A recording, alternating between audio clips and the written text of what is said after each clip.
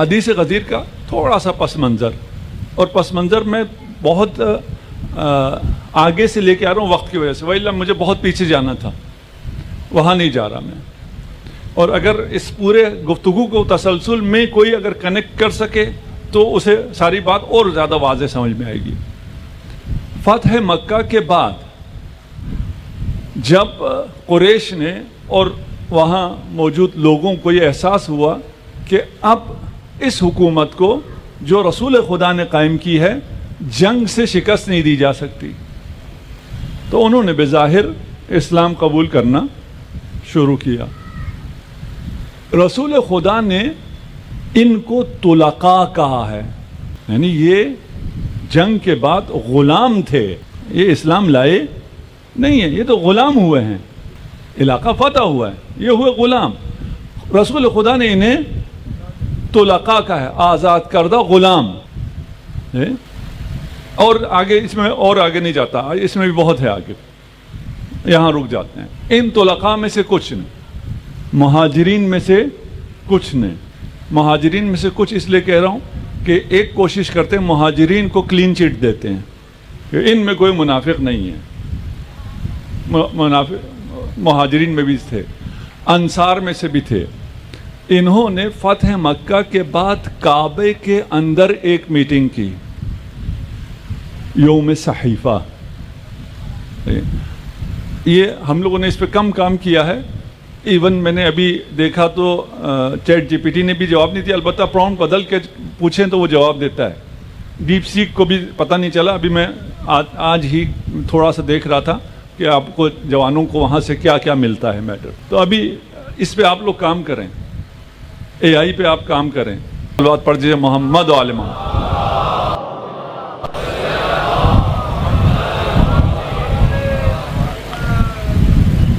مکہ میں انہوں نے بیٹھ کے اجتماع کیا۔ اب اجتماع کرنے والے کون کون تھے تاریخ میں نام موجود ہیں، وہ آپ کے اپنے اوپر چھوڑتے ہیں، ہم کچھ نہیں کہتے۔ اگر ہمارے مخالف کے پاس اتنا کچھ ہوتا نا، اور وہ صبر کر کے نہ بول کے صبر کر کے دکھاتا، میں ابھی اپنے آپ کو کسی اور چیز پہ داد نہیں دے رہا، اس پہ داد دے رہا ہوں کہ یہ سب کچھ سینے میں ہے پھر بھی میں صبر کر رہا ہوں۔ جی تو بہت چاہتا ہے سب کچھ کھول کے بیان کر دو، لیکن بیان کرنے کا فائدہ تب ہے نا جب اگلا سن سکتا ہو، اور جتنا سن سکتے ہیں اتنا ذرا ہم پیش کر رہے ہیں۔ تھے پتہ نہیں کون تھے، ہمیں کوئی پتہ نہیں کون تھے، لیکن تھے۔ انہوں نے کہا کہ اب حل یہ ہے کہ ہم مسلمان ہو جائیں، اسلام کے اندر آ جائیں، اور اسلام کے اندر آ کر رسول خدا اور اہل بیت کو قتل کریں، شہید کریں۔ ان کی تعبیر قتل ہے، ہمارے نزدیک شہادت ہے، تاکہ یہ حکومت ہمیں مل جائے۔ یہ جو عرش بنا دیا ہے، یہ تو تمام قبائل کو اتفاق کر کے متحد کر کے اتنی بڑی امپائر کھڑی کر دیے ان کے بقول، اس پر ہم قابض ہو سکیں۔ اور پھر اس کے لیے کیا کیا کیا وہ پھر کبھی اگر آپ کے پاس ہمارے پاس وقت ہوا، خدا نے توفیق دی تو ان سب کو ہی بیان کریں گے۔ اس پلان کا مجھے ابھی یاد نہیں ہے کہ پچھلے سال میں نے غزوہ تبوک کتنا بیان کیا، کتنا کیا تھا، بیان کیا بھی تھا نہیں کیا تھا، مختصر میں بیان کر دیتا ہوں۔ غزوہ تبوک میں میرا خیال ہے میں نے بیان کیا کیونکہ سیرت نبی کا اہم حصہ ہے۔ غزوہ تبوک میں ایک سازش کے تحت مدینہ سے رسول خدا کو اور اصحاب کو نکالا گیا تاکہ منافقین واپس مدینہ میں آ جائیں، اور رسول خدا لشکر کے ساتھ مدینہ سے 500 کلومیٹر دور چلے جائیں اور یہ مدینہ کو ٹیک اوور کریں۔ جب یہ سازش آشکار ہوئی تو رسول خدا نے اسے مدینہ واپس بھیج دیا جو تنہا لشکر کو شکست دیتا تھا۔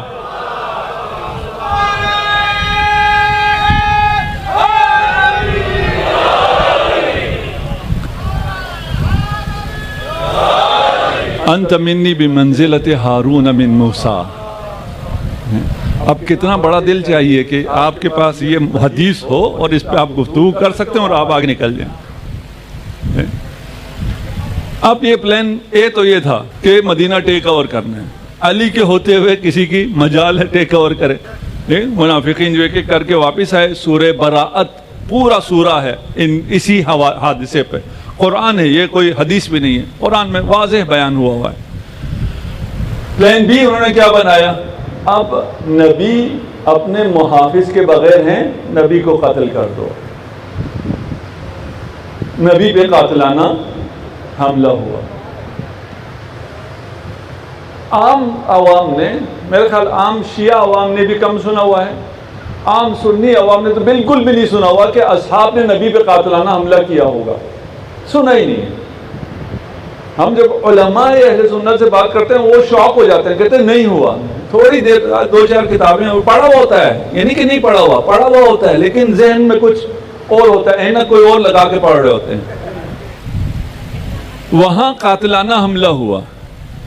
اس قاتلانہ حملے کے بعد رسول خدا نے جو ارشاد فرمایا، میں بالکل مختصر کر کے نکال رہا ہوں، اگر آپ کو جن بچوں کو سمجھ میں نہیں آ رہا وہ اس کو تھوڑا سا پڑھیں یا ہماری ایک آدھ سپیچ دیکھ لیں اس موضوع پہ۔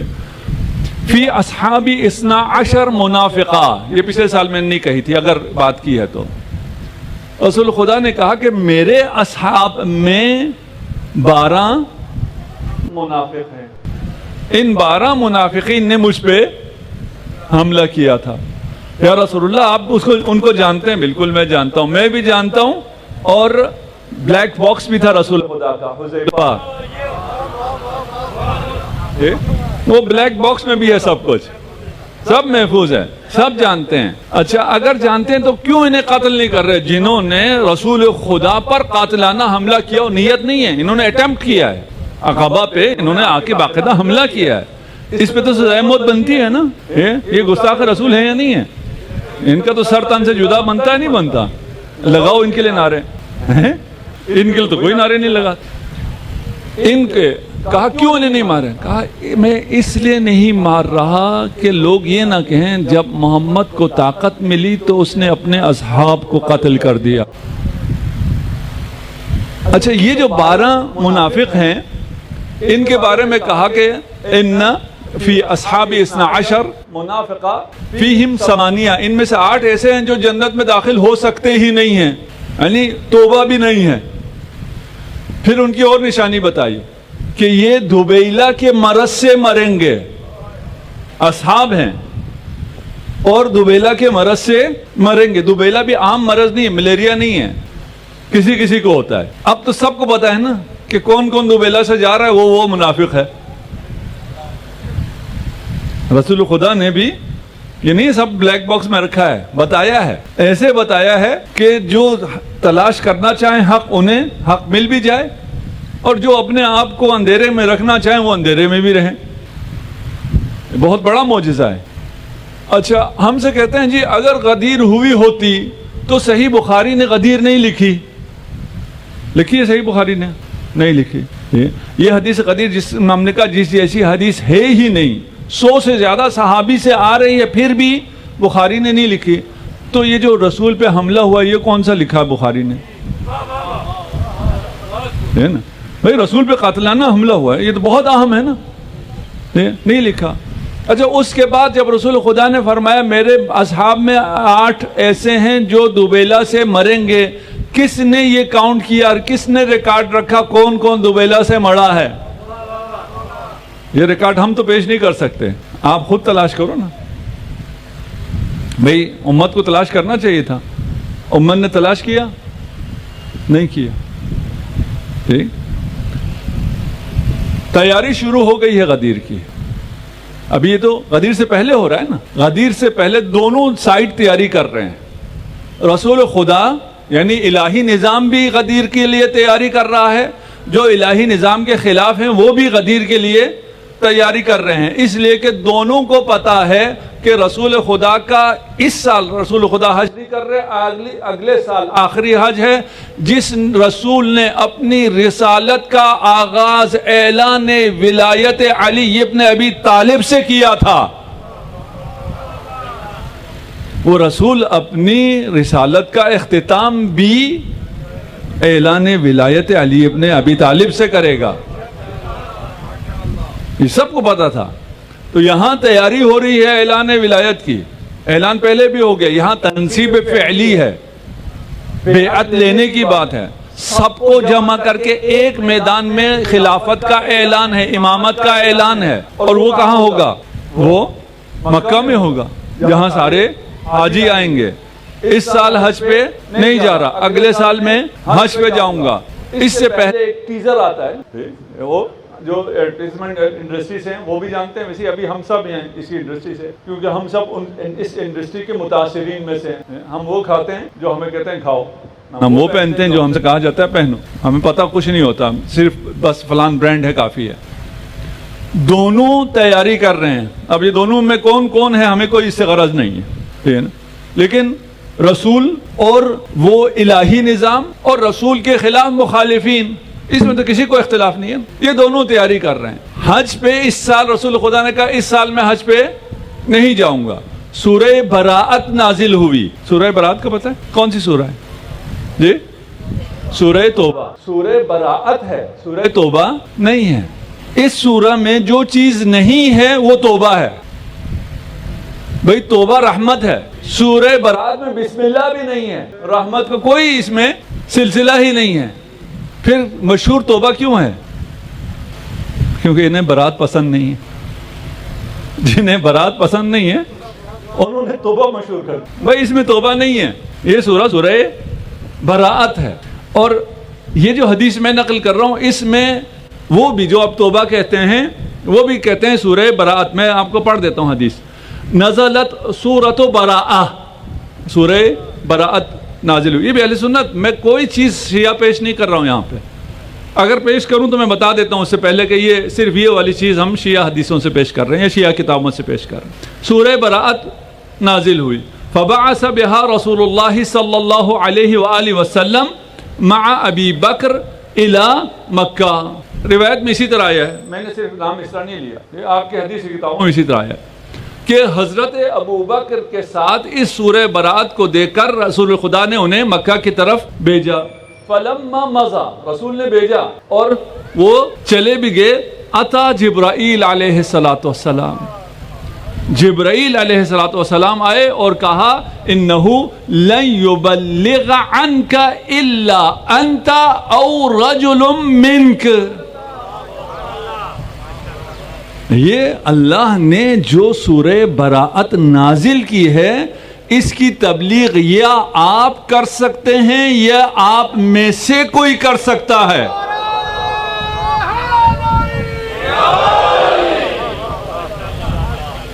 یہاں تیاری ہو رہی ہے غدیر کی. مجھے نہیں معلوم کون کون میرے ساتھ ہے. غدیر کی تیاری ہے. غدیر اگلے سال ہے, ایک سال پہلے غدیر کی تیاری ہے. ٹیزر کیا ہے؟ یہاں نصب بھی ہوا ہے اور عزل بھی ہوا ہے. یہ جو نصب ہوا ہے اور عزل ہوا ہے یہ رسول نے اپنی مرضی سے کیا ہے یا جبرائیل نے آ کے کیا ہے؟ اس میں سارا پیغام ہے. اب آپ کو سمجھ میں آئے یا سمجھ میں نہ آئے, صلوات پڑھ دیجئے محمد و آل محمد.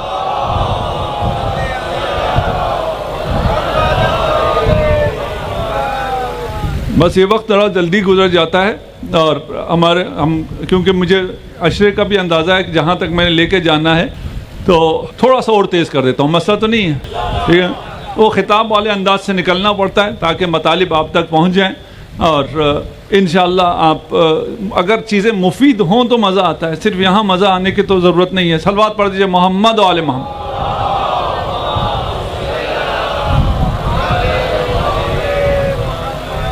دونوں گروپ کام کر رہے ہیں. دونوں گروپ کون کون ہیں ہمیں کوئی پتہ نہیں. ہم کس گروپ میں ہیں یہ بھی ہمیں کوئی پتہ نہیں ہے. ایک گروہ وہ ہے جو الہی پلان چلا رہا ہے, ایک گروہ وہ ہے جو شیطانی پلان چلا رہا ہے. الہی پلان کیا ہے؟ تیاری ہو رہی ہے, عزل ہو رہا ہے, نصب ہو رہا ہے, بتایا جا رہا ہے یہ عزل اور یہ نصب الہی ہوتا ہے. یہ مقام اگر دیا جاتا ہے, لیا جاتا ہے, یہ من اللہ ہوتا ہے. امام منصوص من اللہ ہوتا ہے. امام کو تم خود سے نہیں بناتے ہو. یہ اسلام کا وہ عقیدہ ہے جس پر تمام مسلمانوں کا اتفاق ہے, اجماع ہے. غلط تو نہیں کہہ گیا میں؟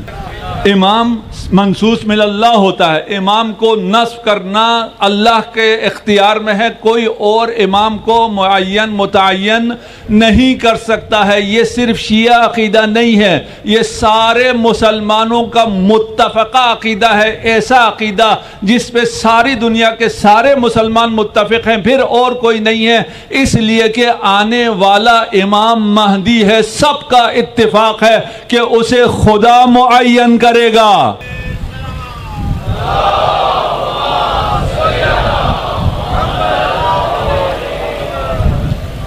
اب آخری حج شروع ہو گیا، حجۃ الوداع. معلوم بھی ہے، رسول خدا نے بھی اعلان کر دیا یہ میرا آخری حج ہے.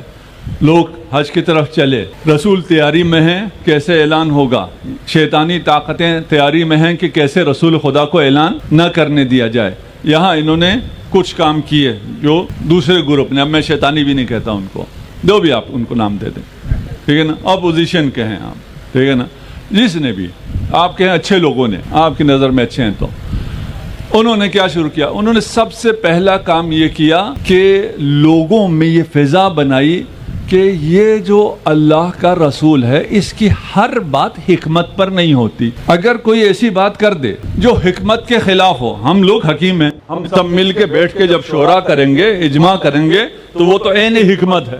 اگر وہ ہماری رائے کے خلاف ہو تو رسول کی رائے میں حکمت نہیں ہے، اسے منع کیا جا سکتا ہے، اسے ٹھکرایا جا سکتا ہے.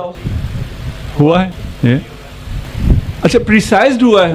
ہم کوئی نعرے نہیں لگا رہے ہیں، پریسائزڈ ہوا ہے. حج میں جب احرام کھلا اور رسول خدا نے فرمایا اب احرام ختم ہو گیا اور تم جو احرام کی وجہ سے جو حرام تھے وہ اب تم پر حلال ہو گئے، ان لوگوں نے شور مچا دیا کہ نہیں یہ کیسے ہو سکتا ہے، ابھی تو ہم حرم میں ہیں، حرم میں ہوتے ہوئے ہم ایسے کام کریں. وہ آگے جو تعبیرات ہیں نا وہ 18+ کے لیے. رسول کی مخالفت شروع کر. بھائی تمہیں رسول بتائے گا نا کب احرام کھلتا ہے، کب حلال ہوتا ہے، کب حرام ہوتا ہے. لیکن رسول کی بات پر یہ باتیں شروع کر دی کہ رسول کے فیصلے سارے ماننا ضروری نہیں ہے. دوسرا کام کیا کیا؟ سب کو پتا ہے کہ اعلان ہونا ہے وصایت و خلافت و امامت علی ابن ابی طالب کا. ابھی اگر آپ کو پتا ہو، میں کوئی سیاسی گفتگو سے بچنا چاہتا ہوں لیکن یہ کہ سمجھانے کے لیے کہ آئندہ الیکشن میں کس نے آنا ہے، اسٹیبلشمنٹ نے اس کو نہ لانا ہو تو اس کے خلاف پروپیگنڈا شروع کر دیتے، نہیں کرتے. میڈیا ان کے پاس ہے، سوشل میڈیا ان کے پاس ہے، بہت پتہ نہیں کون کون سے میڈیا ہاؤسز کی اندر بہت سی جگہوں پہ بنائے ہوئے اپارٹمنٹس میں، ادھر لڑکے بیٹھے ہوئے ہیں اور وہ شروع کر دیتے ہیں پروپیگنڈا. اس زمانے کا جو میڈیا تھا اس نے علی ابن ابی طالب کے خلاف پروپیگنڈا. حج سے پہلے امیر المومنین یمن میں ہے، وہاں امیر المومنین کے خلاف پروپیگنڈا شروع ہو گیا. صرف میں ایک جھلک آپ کو دکھاتا ہوں، وہ بھی حدیث کے حوالے سے، حدیث کا سہارا لے کے. اگر توجہ سے سن رہے ہیں تو صلوات پڑھ دیجئے محمد و آل محمد.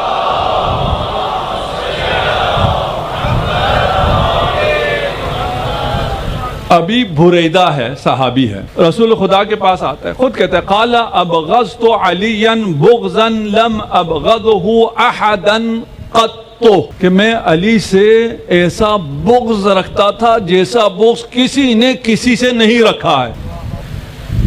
اچھا یہ بندہ بہتر ہے؟ ہاں، یہ ان میں سے نہیں ہے. جو بغض رکھتا ہے علی کا وہ کون ہے؟ منافق. وہ جنت کی بو بھی نہیں سونگھ سکتا. اب یہ صحابی ہیں اور صحابی کہہ رہے کہ میں ایسا بغض رکھتا تھا علی سے جیسا بغض میں کوئی کسی سے نہیں رکھتا، اور اسی بغض میں کچھ لوگوں کو اپنا پیر مانتا تھا.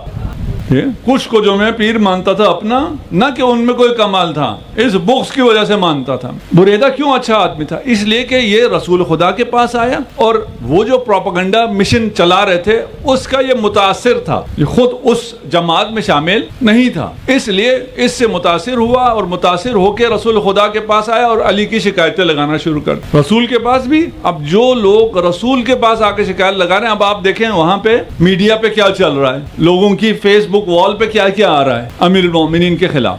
کہتا ہے میں ابھی یہ باتیں کر رہا تھا امیر المومنین کے خلاف، اس کے بعد درمیان میں جو وہ ہے ایک قصہ ہے، اس کو میں نے فی الحال چھوڑ دیا ہے، اسے بیان کروں گا تو اس میں بہت سی چیزیں اور نکلتی ہیں. کوئی یہ نہ سمجھے کہ میں نے درمیان میں حدیث کا کچھ حصہ چھوڑا ہے تو اس کو اس لیے چھوڑا کہ اس میں کوئی بات ایسی تھی.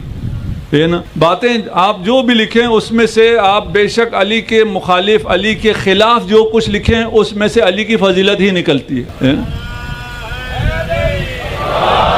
یہ معجزہ ہے، یہ امام ہوتا ہی ہے. قال فامسک یدی والکتاب، کہتا رسول خدا نے میرا ہاتھ تھام لیا، یعنی چپ ہو جاؤ مت بولو. اتبغض علیا، رسول خدا بریدہ سے پوچھ رہے ہیں کیا علی سے بغض رکھتے ہو؟ قلت نعم، کہا ہاں میں بغض رکھتا ہوں۔ رسول خدا کو پتا بغض، یہ گمراہی میں لوگوں کی باتوں میں آ کے کہا فلا تبغضہ، علی سے بغض نہ رکھو، وَإِن كُنْتَ تُحِبُّهُ، دیکھیں یہ تو کہہ رہا ہے میں اتنا بغض رکھتا تھا، لیکن اس کے دل میں جو طہارت تھی۔ امام زین العابدین فرماتے ہیں کہ کربلا کے دن میں دیکھتا تھا کچھ لوگ نزدیک آتے تھے، میرے بابا پر زخم مارتے تھے، میرے بابا ان کو مار سکتے تھے، نہیں مارتے تھے۔ کیوں؟ اس لیے کہ جس کی 7 نسلوں میں بھی کوئی علی ولی اللہ کہنے والا ہو، امام حسین اسے نہیں مارتے تھے۔ امام آپ کو کتنا چاہتے، آپ کی خاطر زخم کھانا برداشت ہے، لیکن آپ چاہیے۔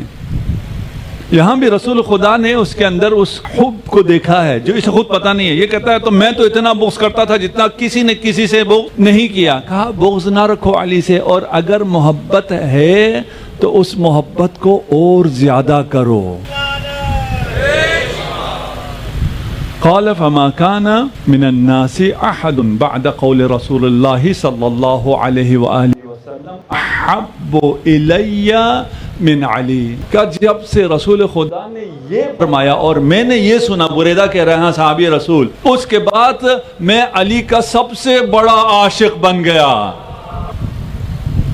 اب مجھے نہیں پتا کہ واہ صحابہ واہ والے کتنے علی کے عاشق بن گئے، صحابی عاشق ہو گیا۔ رسول کہہ رہے ہیں کہ علی سے عشق کرو، یا علی لا یحبک الا مؤمن ولا یبغضک الا صحیح مسلم۔ یہ تو ثابت ہو گیا کہ اس جماعت میں علی کا بغض رکھنے والے لوگ شامل تھے۔